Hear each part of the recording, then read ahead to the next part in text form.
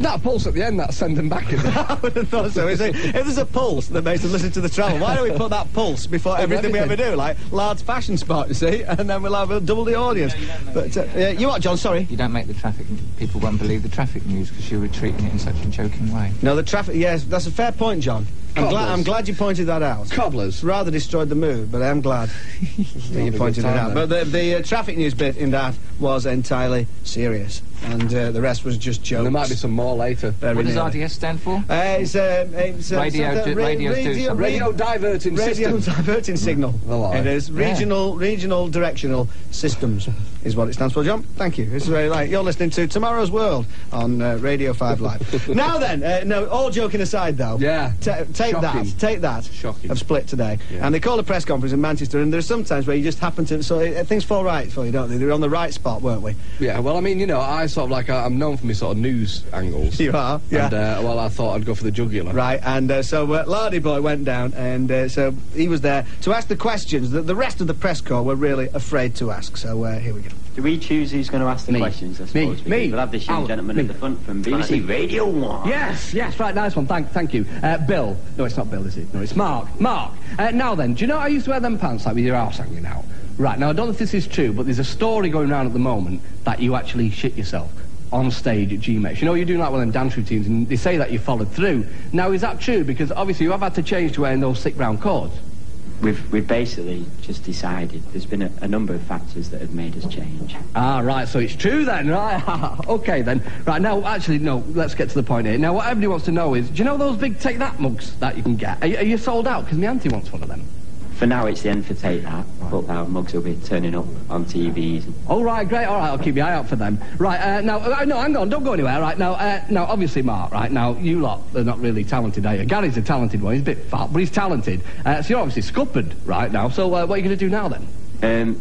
I've got a job at Radio 1. Funny.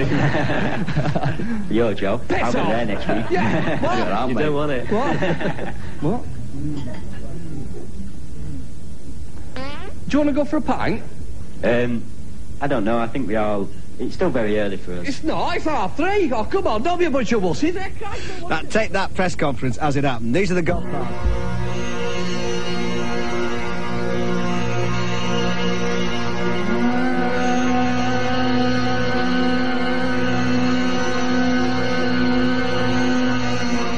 He looked around him, as if seeing the world for the first time.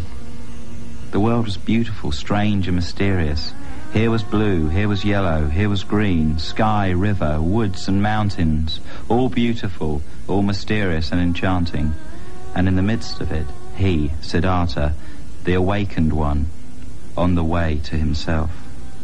All this yellow and blue, river and wood, passed for the first time across Siddhartha's eyes. It was no longer the magic of Mara, it was no more the veil of Maya. It was no longer meaningless and the chance diversities of the appearances of the world, despised by deep-thinking Brahmins who scorned diversity, who sought unity.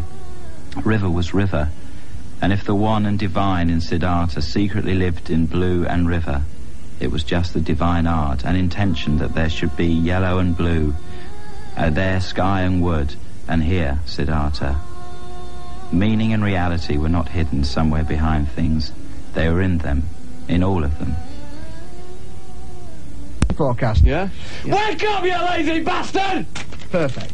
But there's an extract from the Church magazine in Glasgow, but they've changed the names. I don't know why I'm sending this to you, but my daughter Jennifer seemed to think it was appropriate for your programme. And if you're interested in any forthcoming meetings of this, the Men's Circle, then we're happy to offer you and Lard board and lodgings, and we can organise a meeting with the elusive Zoe from Glasgow. Really? Who's Zoe. a friend of Jennifer's and a frequent guest. Zoe, I love you, Zoe. But anyway, I mean, this sounds absolutely fantastic. This is one of the exciting things that they've done at the Men's Circle.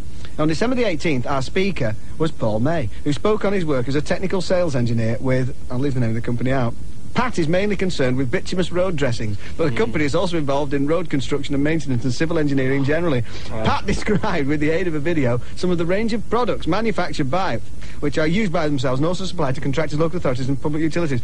He then detailed 2 specific projects, the resurfacing of the Erskine Bridge and the construction of a cycle track from Paisley to Inchinnan. You know, so, I mean, fascinating, isn't it? But unfortunately, there is no address. Hey, Lard, you see that the EU is standardising the size of a condom?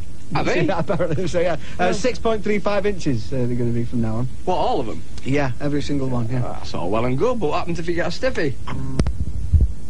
The Clash story!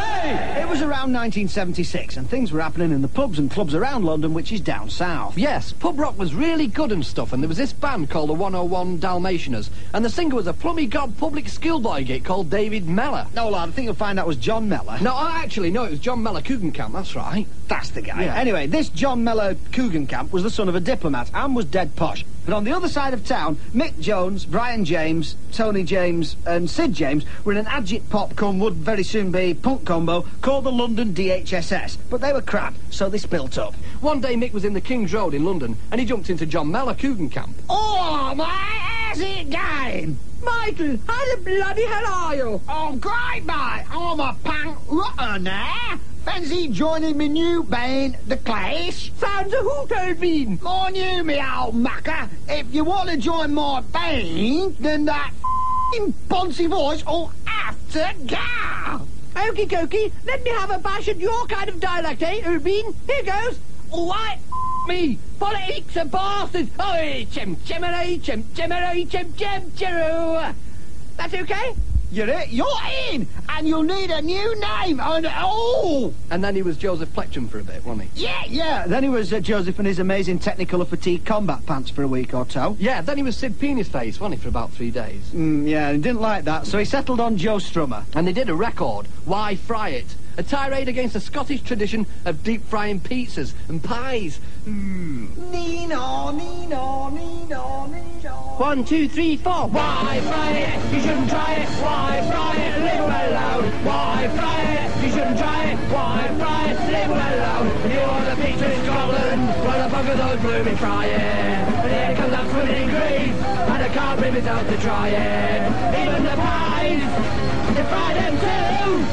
And nobody wants to hear them. Why fry it? You shouldn't try it. Why fry it? Leave it alone. Why fry it? You shouldn't try it. Why fry it? Leave it alone. Classic record, that. Oh, it was, you're right, lad. Anyway, once the Clash had laid their political cards on the table, they were welcomed into the spiky punk movement and did tours with the enfant terrible of the blank generation, the Boomtown Rats and Splodgenous Abounds. They did, and they also did a great record about how boring America was. That's right, and using all their barbed, caustic, razor-sharp political nous, they called it I'm Very Bored with the U of S.A. Full on board with the USA. I'm so bored with the USA. Yeah, I'm so bored with the USA. Yes, I'm so bored with the USA. Yeah. Oh, it was so clever that, but it was a bit boring, wasn't it, Lard? Flipping it, yeah. But then they wrote a great song about how terrible all the dinosaurs and rock were, and how they should, like, just retire gracefully. You know, like the Beatles and the Stones and the Who. It was a classic 1977. Oh, it's 1977! 66 years after 911! Now Elvis feels on a Rolling Stone, or the Who, in 1977! 1977! That's the book got that on.